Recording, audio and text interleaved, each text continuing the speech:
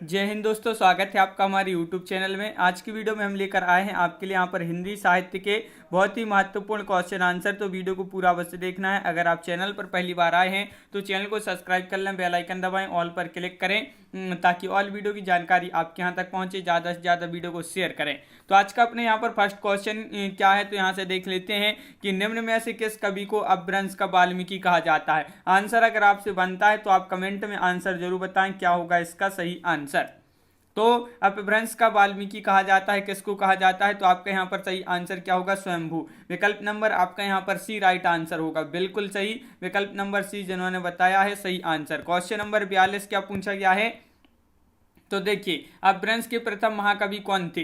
तो अपभ्रंश के प्रथम महाकवि आपसे पूछा है हेमचंद्र, रामचंद्र, स्वयंभू या दत्त।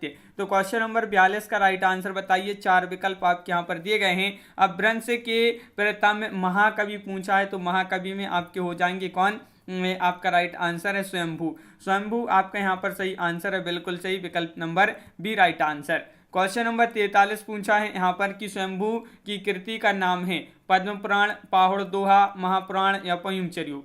तो क्वेश्चन नंबर 43 का आंसर बताइए क्या होगा इसका राइट आंसर। 4 विकल्प है, महत्वपूर्ण क्वेश्चन है और ये आपके जो क्वेश्चन है ये पूछे गए ही क्वेश्चन है आपकी पिछली परीक्षा में। तो यहाँ पर आपका बताना है कि स्वयंभू की कृति का नाम बताना है, तो आपका सही आंसर है पयुमचर्यू। पयुमचर्यू विकल्प नंबर डी आपका यहाँ पर सही आंसर है। क्वेश्चन नंबर आपका 44 क्या पूछा गया है, तो क्वेश्चन नंबर 44 ये दिया गया है पयुमचर्यू किसकी रचना है। तो वही क्वेश्चन आपसे यहाँ पर पूछा गया है, पयुमचर्यू जो रचना है ये किसकी है, तो आपका यहाँ पर सही आंसर है स्वयंभू। विकल्प नंबर आपका सी यहाँ पर राइट आंसर है। पीजीटी में ये 2011 में ये क्वेश्चन पूछा गया था। क्वेश्चन नंबर आपका 45 यहाँ पर क्या पूछा गया है, तो देख लेते हैं कि इनमें से किस ग्रंथ में लिखा है कि अग्नि परीक्षा के बाद सीता जैन धर्म में दीक्षित हो जाती हैं। तो वह ग्रंथ बताना है, कौन सा वह ग्रंथ है, वह ग्रंथ का नाम बताइए। यहाँ पर महापुराण या भविष्यत कहा या परमात्मा प्रकाश पयुमचर्यू। तो क्वेश्चन नंबर 45 का राइट आंसर है आपका यहाँ पर विकल्प नंबर डी पयुमचर्यू आपका यहाँ पर सही आंसर है। पयुमचर्यू आपका यहाँ पर सही आंसर है, बिल्कुल सही। विकल्प नंबर डी। क्वेश्चन नंबर आपका यहाँ पर क्या पूछा है, तो क्वेश्चन नंबर 46 पूछा गया है यहाँ पर ये कि इनमें से कौन सा ग्रंथ लौकिक चरित्र काव्य माना जाता है। तो लौकिक चरित्र काव्य माना जाता है, वह ग्रंथ बताना है, वह कौन सा ग्रंथ है। तो यहाँ पर जीआईसी प्रवक्ता परीक्षा 2017 में ये क्वेश्चन पूछा गया है, क्वेश्चन नंबर 46, और इसका जो सही आंसर है वह क्या है। तो लौकिक चरित्र काव्य माना जाता है, तो वह ग्रंथ कौन सा है, तो भविष्यत कहा यानी कि विकल्प नंबर एक आपका यहाँ पर सही आंसर है। भविष्यत का राइट आंसर है, बिल्कुल सही। और यहाँ पर क्वेश्चन नंबर 47 पूछा है अपभ्रंश का भवभूति किसे माना जाता है। ये क्वेश्चन कई बार एग्जाम में पूछा जा चुका क्वेश्चन है। क्वेश्चन नंबर 47 बताइए अपभ्रंश का भवभूति शालीबद्ध सूरी या कनकामर, पुष्पदंत या धनपाल। महत्वपूर्ण क्वेश्चन है क्वेश्चन नंबर 47 और इसका जो सही आंसर है कि अपभ्रंश का भवभूति कहा जाता है पुष्पदंत को। किसको, पुष्पदंत, यानी कि विकल्प नंबर बी आपका यहाँ पर सही आंसर है। पुष्पदंत आपका राइट आंसर यहाँ पर है। क्वेश्चन नंबर 48 क्या पूछा गया है, तो 48वां क्वेश्चन आपका ये रहा। यहाँ पर देखिए निम्नलिखित में से कौन सी रचना पुष्पदंत की नहीं है। देखिए नहीं पूछा है आपसे यहाँ पर, तो नहीं में आपके लिए बताना है। तो बताइए महापुराण, जय कुमारचर्यू या जस हरचर्यू, पयुमचर्यू। तो आपका यहाँ पर सही आंसर होगा पुष्पदंत की नहीं है। तो वह रचना कौन सी नहीं है, तो आपका सही आंसर है विकल्प नंबर डी यानी कि पयुमचर्यू। पयुमचर्यू ये जो है पुष्पदंत की रचना नहीं है, बल्कि ये स्वयंभू की रचना है। किसकी है, स्वयंभू की ये रचना है। तो आपका यहाँ पर स्वयंभू होना चाहिए था। तो ये आपका यहाँ पर राइट आंसर है, विकल्प नंबर डी। क्वेश्चन नंबर आपका 49 पूछा गया है कौन सी रचना स्वयंभू कवि की नहीं है। तो यहाँ पर 49 का आंसर बताना है। नहीं पूछा है स्वयंभू जी की, बताइए पयुमचर्यू, स्वयंभू छंद और ऋठचर्यू, महापुराण। ये आपके 4 विकल्प है। क्वेश्चन नंबर है आपका यहाँ पर 49 का सही आंसर है डी महापुराण। महापुराण आपका यहाँ पर सही आंसर है, बिल्कुल सही। महापुराण आपका राइट आंसर पुष्पदंत की रचना है, बिल्कुल सही। महापुराण पुष्पदंत की रचना है, ये स्वयंभू की रचना नहीं है। क्वेश्चन नंबर आपका 50 क्या पूछा है, खड़ी बोली में सबसे पहले काव्य सृजन करने वाले कवि कौन है। खड़ी बोली में सबसे पहले काव्य सृजन करने वाले कवि हैं अमीर खुसरो, तुलसीदास, सूरदास, इनमें से कोई नहीं।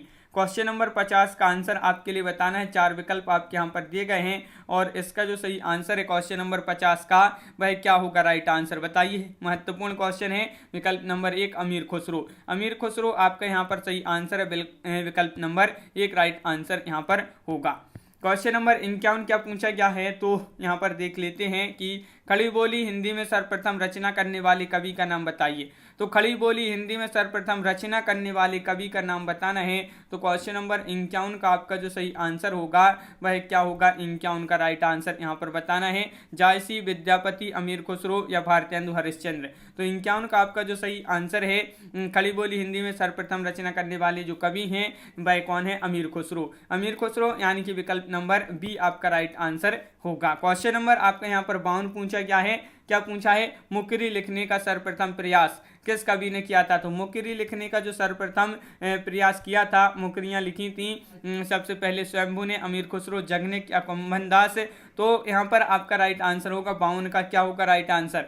महत्वपूर्ण क्वेश्चन है, कई बार एग्जाम में पूछा जा चुका क्वेश्चन है और आपका अमीर खुसरो राइट आंसर है। मुकरियां लिखने का जो प्रयास किया था सर्वप्रथम वह अमीर खुसरो जी ने किया था। तो विकल्प नंबर सी आपका यहाँ पर सही आंसर है। क्वेश्चन नंबर 53 क्या पूछा है तो यहाँ पर देख लेते हैं। क्वेश्चन नंबर 53 आपका ए यहाँ पर दिया गया है। अमीर खुसरो की पहेलियाँ तथा मुकरियाँ का जो उद्देश्य वह क्या है। इसका क्या उद्देश्य है। अमीर खुसरो की जो पहेलियाँ हैं या मुकरियाँ हैं इनका उद्देश्य बताना है। तो आपको यहाँ पर सही आंसर क्या होगा। क्वेश्चन नंबर 53 है। 4 विकल्प भी आपके यहाँ पर दिए गए हैं। बताइए कमेंट में आंसर क्वेश्चन नंबर 53 का। तो आपका यहाँ पर जो सही आंसर है वह आपका यहाँ पर इसका उद्देश्य जो है मनोरंजन के माध्यम से लोक व्यवहार की शिक्षा, ये जो है इनका प्रमुख उद्देश्य। इनकी मुकरियाँ और जो पहेलियाँ हैं इनका ये अमीर खुसरो की हैं। क्वेश्चन नंबर आपका 54 क्या पूछा गया है तो निम्न में से कौन शिलांकित कृति है। शिलांकित कृति आपके लिए बताना है। पाहुड़, दोहा है, राहुल बेल है, प्राकृत, पेंगलम है, वर्ण रत्नाकर। क्वेश्चन नंबर 54 का सही आंसर 4 विकल्प दिए गए हैं। सभी लोग वीडियो को लाइक अवश्य करते जाएं जिन्होंने अभी तक वीडियो को लाइक नहीं किया है। और यहाँ पर राहुल बेल राइट आंसर है। ये जो शिलांकित कृति है कौन सी है। राहुल बेल यानी कि विकल्प नंबर बी आपका राइट आंसर है। शिलांकित कृति है बिल्कुल। और क्वेश्चन नंबर आपका यहाँ पर 55 क्या पूछा गया है। राहुल बेल किस तरह की रचना है ये आपके लिए बताना है। तो गद्य, पद्य, मिश्रित, चंपू काव्य, नाटक, शुद्ध काव्य या प्रेमाख्यानक, प्रबंध काव्य। क्वेश्चन नंबर 55 क्या होगा इसका सही आंसर। 55 का महत्वपूर्ण क्वेश्चन है 55वां और इसका जो सही आंसर है गद्य, पद्य, मिश्रित, चंपू काव्य। आपका यहाँ पर सही आंसर राहुल बेल जो है किस तरह की रचना है। तो गद्य, पद्य, मिश्रित, चंपू काव्य आपका राइट आंसर यहाँ पर है। क्वेश्चन नंबर 56 पूछा गया है कि निम्नलिखित में से कौन व्याकरण ग्रंथ के रूप में प्रतिष्ठित हैं। व्याकरण ग्रंथ के रूप में प्रतिष्ठित हैं तो राहुल बेल, वर्ण रत्नाकर, उक्ति व्यक्ति प्रकरण या कुवलय माला। क्वेश्चन नंबर 56 का सही आंसर बताइए। महत्वपूर्ण क्वेश्चन है क्वेश्चन नंबर 56 और इसका जो सही आंसर है 56 का वह होगा आपका राइट आंसर विकल्प नंबर आपका बी यानी कि उक्ति व्यक्ति प्रकरण आपका यहाँ पर सही आंसर है। उक्ति व्यक्ति प्रकरण जो है व्याकरण ग्रंथ के रूप में प्रतिष्ठित है तो विकल्प नंबर बी राइट आंसर यहाँ पर होगा।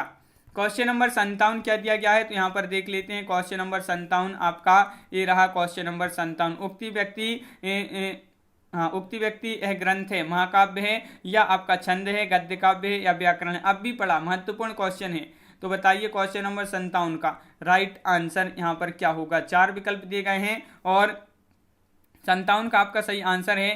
पीजीटी परीक्षा 2015 में ये क्वेश्चन पूछा गया। डी राइट आंसर है आपका यहाँ पर यानी कि व्याकरण ग्रंथ है ये आपके लिए याद रखना है। उक्ति व्यक्ति प्रकरण जो है व्याकरण ग्रंथ है। क्वेश्चन नंबर आपका 58 पूछा है निम्न में से कौन सी रचना व्याकरण ग्रंथ है तो बताइए। अब भी पढ़ा वही क्वेश्चन आपका यहाँ पर डबल हो रहा है तो यहाँ पर सी राइट आंसर होगा यानी कि उक्ति व्यक्ति प्रकरण। इनमें से कौन सी भाषा आदिकाल की है। देखिए आपसे यहाँ पर आदिकाल की भाषा पूछा है। ये आपका क्वेश्चन पीजीटी परीक्षा 2011 में ये क्वेश्चन पूछा गया है। तो ब्रज भाषा, डिंगल पिंगल, खड़ी बोली या अवधि। तो क्वेश्चन नंबर 59 का जो सही आंसर है वह आपका 59 का विकल्प नंबर 1 ब्रज भाषा। ब्रज भाषा आपका यहाँ पर सही आंसर है बिल्कुल सही। विकल्प नंबर 1 आपका यहाँ पर राइट आंसर है ब्रज भाषा। क्वेश्चन नंबर आपका यहाँ पर जो 60 पूछा गया है क्या पूछा गया है तो यहाँ पर देख लेते हैं। क्वेश्चन नंबर 60 आपका यहाँ पर दिया गया है। क्वेश्चन नंबर 60 ये रहा।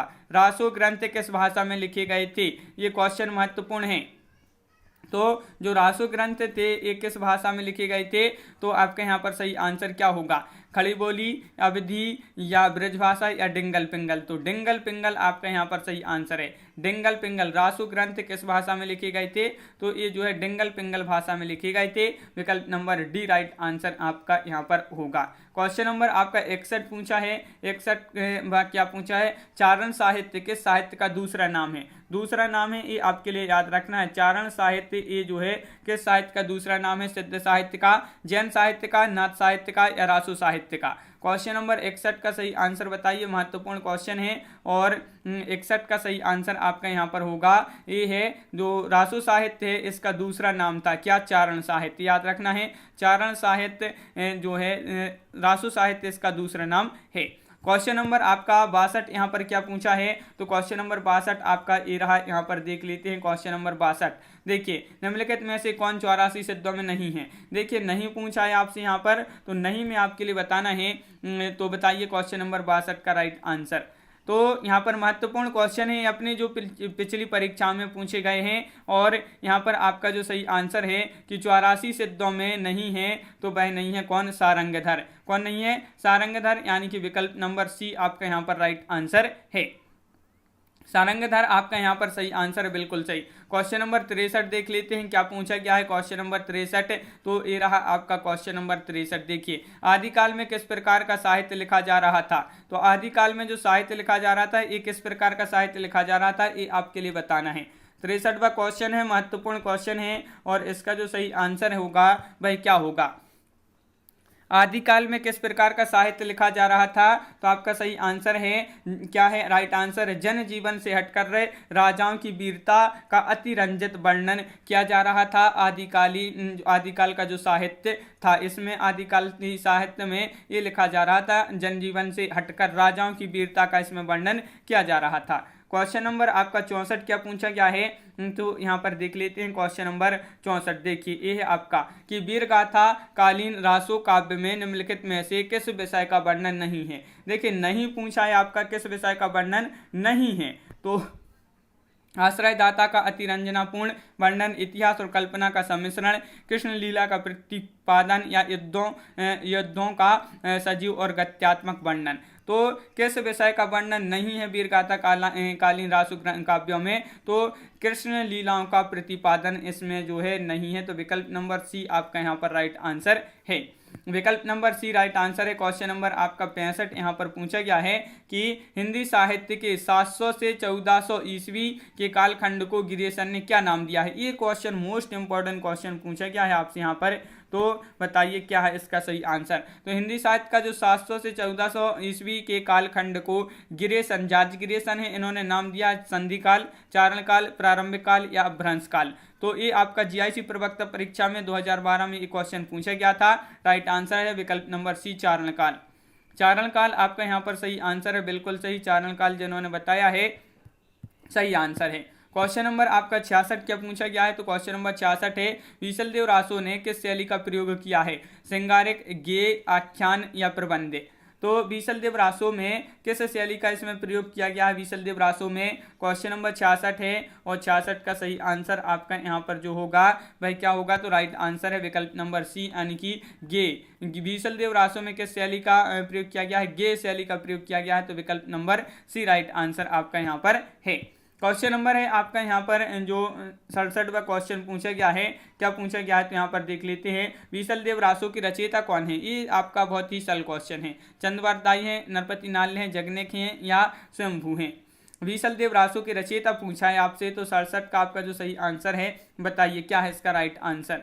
महत्वपूर्ण क्वेश्चन, और इसका सही आंसर है आपका नरपति नाल्य। विकल्प नंबर सी आपका राइट आंसर है। नरपति नाल्य जिन्होंने बताया है उनका यहाँ पर सही आंसर होगा। बीसलदेव रासो के रचयिता कौन है, तो नरपति नाल्य। आपका यहाँ पर ये क्वेश्चन भी डबल हो गया। यहाँ पर क्वेश्चन नंबर 69 देख लेते हैं। निम्नलिखित रासो ग्रंथों में कौन सा काव्य एक प्रेम काव्य या श्रृंगार काव्य है। कौन सा वह काव्य है जो एक प्रेम काव्य है या श्रृंगार काव्य है। तो बीसलदेव रासो, पृथ्वीराज रासो, परमाल रासो या जय मयंक जस चंद्रिका। क्वेश्चन नंबर 69 का सही आंसर आपके लिए बताना है। क्वेश्चन नंबर 69 का राइट आंसर यहाँ पर क्या होगा? तो 69 का एक राइट आंसर विकल्प नंबर 1 यानी कि बीसल देव रासु। बीसल देव रासु आपका राइट आंसर है। यहाँ पर पूछा है कि निम्नलिखित रासु ग्रंथों में से कौन सा काव्य एक प्रेम काव्य या श्रृंगार काव्य? तो बीसल देव रासु विकल्प नंबर 1 राइट आंसर। 2009 में एक क्वेश्चन पूछा गया था। क्वेश्चन नंबर आपका 70 पूछा है, निम्नलिखित में से किस रासु काव्य का मूल वर्ण विषय वीर रस न होकर श्रृंगार रस है? ये आपके लिए बताना है यहाँ पर।